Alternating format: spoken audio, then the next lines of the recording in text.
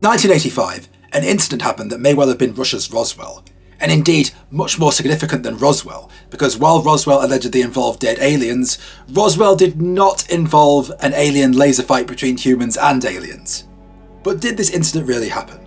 Well, first let's go over the absolutely sensational story that was allegedly intercepted by US intelligence. On January 22, 1985, US intelligence allegedly learned of an incident that took place near an intercontinental ballistic missile site near Chermanchova in the Eastern Soviet Union. A deep cover asset talked about it. The agent, as the community calls them, described that 10 days earlier, on January 12, 1985, a UFO landed near an ICBM site. That is, a flying saucer landed, dark grey, silvery in colour, and, in front of the stunned armed guards, out got a being, as it was described, with grey skin, 4 feet, a large head and large slanted eyes. One of the Soviet soldiers, horrified and not a fan of this, shot at it and wounded it. Now, this didn't go unanswered because 2 other similar coloured beings, similar sized beings, got out of the UFO and carried the injured shocked being back inside, and then, just like that, a beam of green light flew out of the UFO and hit a nearby jeep, completely vaporising it. Not one atom of the jeep was left. The local Soviet commander, doubly not being a fan of this, given that this was a place where Soviet nuclear missiles were stored, gave the order to destroy it. It was hit by machine gun fire from a 12.7mm machine gun, which initially didn't seem to have a lot of effect. However, 1 round hit the craft on its bottom, where its main lights were coming from. That seemed to cause some kind of malfunction. The craft began to glow a greenish blue, and then multiple aliens, 3, got out and surrendered. The creatures were taken to a barracks and examined by doctors. The beings were 4 feet, with 4 fingers, no thumbs, tight-fitting silver suits, large heads, grey skin, and didn't seem to be carrying any weapons or tools with them. They also didn't respond to multiple languages. They were talked to in Russian, French, German, English, Chinese, and responded to nothing. Their dark grey saucer was examined. Its propulsion was completely unknown, which is also something, interestingly, that was mentioned by people like Bob Lazar with regard to Roswell and other craft. Initially, the propulsion system could not be worked out at all until it was proven to use a kind of matter reactor. Either way, it's not specifically mentioned what kind of reactor this saucer used, but it was 15.5 metres, 5 metres high, with no markings, and it did have lights that went on and off at various locations, but otherwise they couldn't exactly determine what had happened.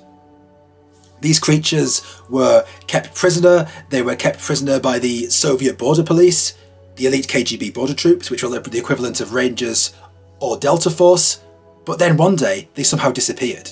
It's not known if they were rescued, teleported, set free, or attacked the guards, but they completely disappeared. However, their craft did not disappear.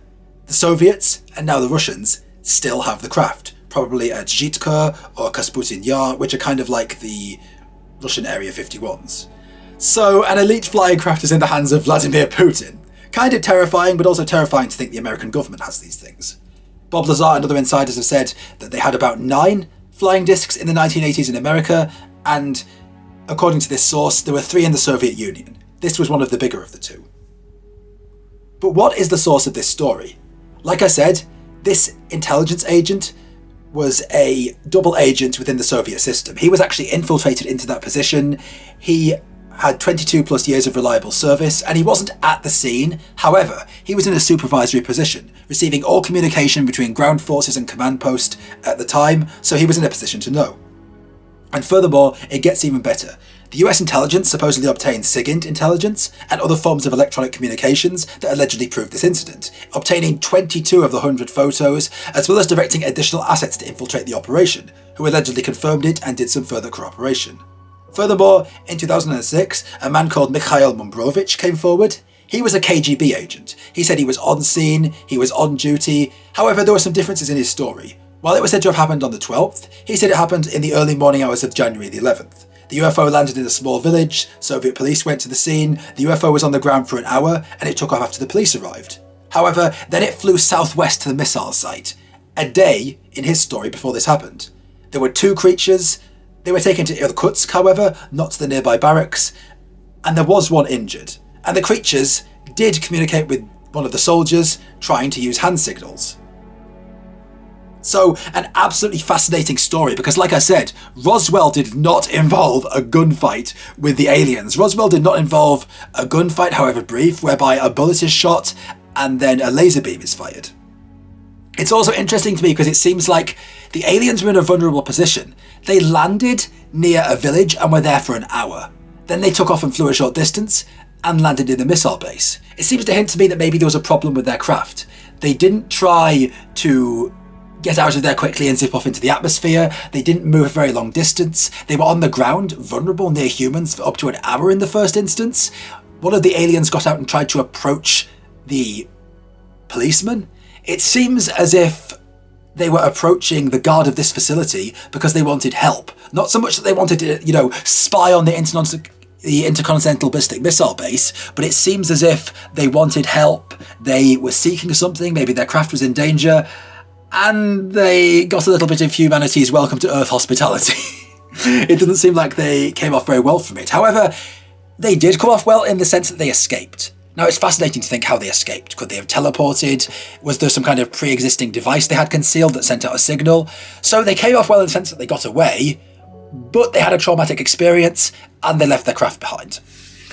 So, could this be a reputable encounter? Well, let's start off from the point of it being reputable. This alleged source was someone in very deep cover. He'd served the American government loyally. He'd always given accurate intelligence in the past. They obtained photos. They obtained SIGINT intelligence and other communications. If that story is true, it's very reliable. However, if it's not true, what could it be?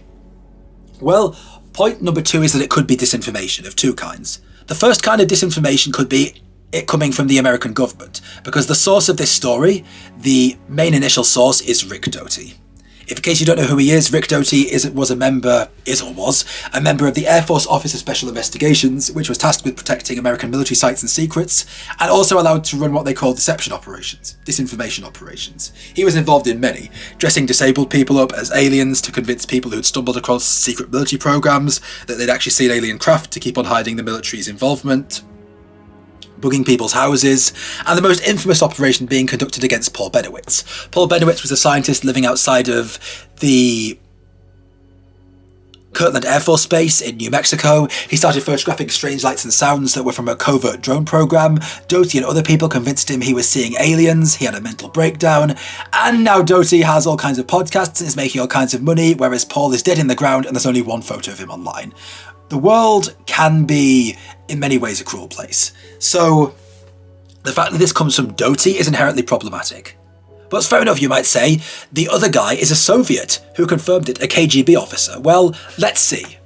Could the KGB also be using UFOs to conceal their military projects?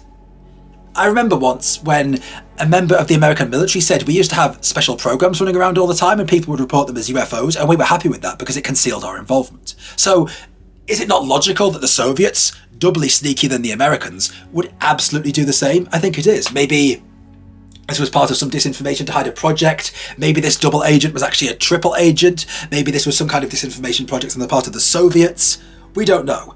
It's also a little suspicious that there are conflicting accounts. One account said there were multiple aliens, one account said 3. The account from the alleged KGB agent said 3 aliens, the other one said more. One account said the 11th, one account said the 12th in terms of the date. There are conflicting details, and also, could it be an outright hoax? Could it be Rick Doty going on his multiple shows and talking about this encounter as a way to generate more publicity for himself and earn more money? Could the ex-KGB officer be wanting to sell some books or simply tell a fantastic yarn? Some people might say, what would we have to gain from lying? Well, that's quite simple. Many people who lie love doing it. They get people's attention, they get their admiration by proxy, they get their adoration. Many people lie for no clear benefit. Look at Steven Seagal's career, just because it feels good and they have either no inner world or they like attention. But what do you guys think? Do you think this Soviet gunfight Roswell really happened? Do you think it was a fake? Do you think it's disinformation but contains some kind of grain of truth? Please write that in the comment section to me below, subscribe to my channel, hit the bell notifications button so you don't miss anything, contribute a comment below, it always creates a fantastic dialogue, like my video, and stay tuned for the next episode of Saucercast.